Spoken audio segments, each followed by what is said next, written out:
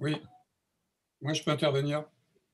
C'est à vous, monsieur Desson, qui souhaitait intervenir sur le côté judiciaire. Voilà, allez-y. Oui, exactement. Parce que, oui, voilà, je suis Eric Desson, je suis grand reporter, photographe au Journal du Dimanche. Et moi, j'ai été blessé sur l'acte 4, très sérieusement blessé par la police. J'ai eu la main cassée, frappé à coups de matraque à 2 reprises, à 10 minutes d'intervalle, la main qui tient l'appareil photo.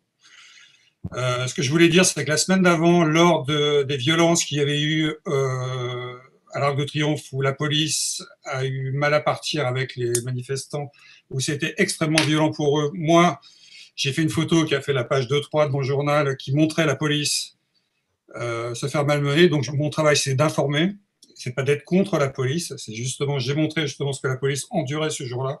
La semaine d'après, je me suis fait blesser sous l'œil de mes camarades photographes du Parisien, de Paris Match, entre autres.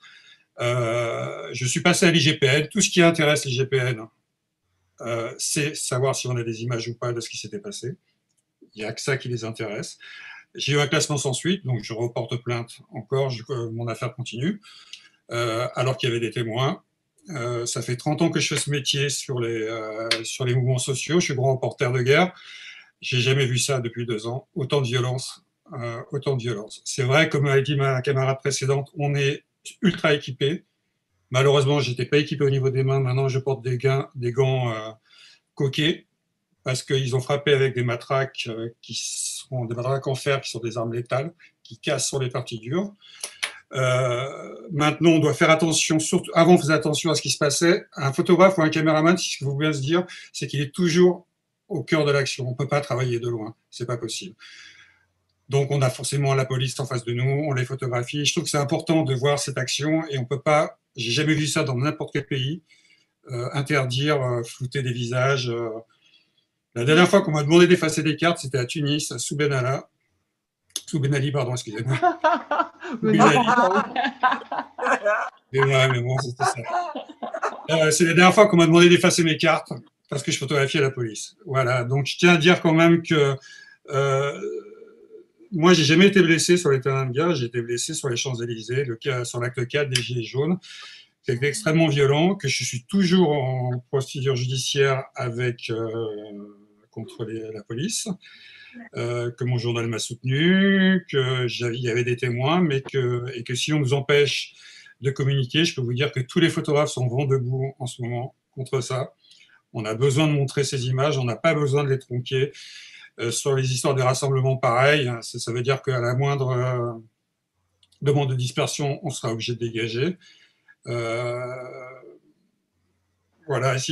Maintenant, on est obligé de faire attention à la police. Et c'est ça qui est dingue, c'est que depuis 2 ans, il y a eu tellement de violence envers les photographes et les caméramans, envers les journalistes, pardon, excusez-moi, mais surtout ceux les plus touchés, c'est les GRI et les photographes.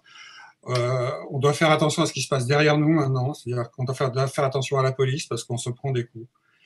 Je n'arrive pas à l'expliquer. Je pense qu'il y a des problèmes partout. Il y a des mauvais flics, il y a des mauvais journalistes. Mais là, c'est vrai que ça fait un peu beaucoup, je pense, sur le matériel qui a été confisqué aussi. Moi, j'ai toujours refusé. J'ai toujours refusé de donner mon matériel. Quitte à me faire embarquer, je refuse de travailler sans matériel de protection. Et pareil pour le matériel photo qui a été cassé. Ce qu'il faut bien se dire, c'est qu'un pigiste, un boîtier, ça vaut très cher. Un pigiste, les revenus sont très, très faibles. Il ne faut pas les empêcher de travailler. Euh, Déjà que les photos ne sont pas très cher payées. Et en plein débat sur la liberté d'expression en ce moment, je trouve que le droit d'informer est vraiment en danger. Et donc voilà, je voulais juste donner mon petit ressenti de photographe de presse qui, depuis 30 ans, n'a jamais vu ça, depuis 2 ans. Et Dieu sait, j'ai couvert le CPE. Il y a toujours eu des black blocs, il y a toujours eu de la violence dans les manifestations, mais pas comme ça se passe en ce moment. Là, il y a de la violence des deux côtés. Et je pense qu'au lieu de faire des lois sur les journalistes, on ferait bien de régler certains problèmes au niveau de la police. Voilà ce que j'avais à dire.